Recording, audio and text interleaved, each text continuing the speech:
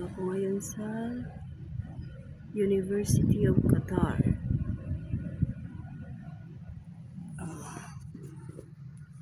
Naghahatid sundo ako dito sa University of Qatar.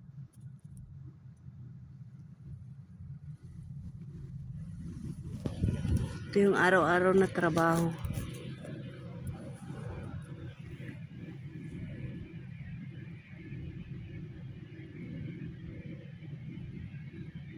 Ang laki ng university dito ba?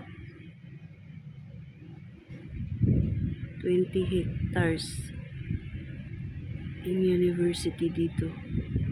Tapos ang isang building, isang kurso lang. Ito yung yung para sa mga doktor.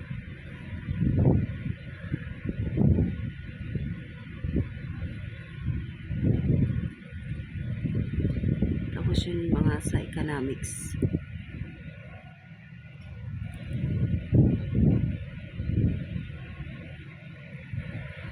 Tapos ayun naman yung library nila.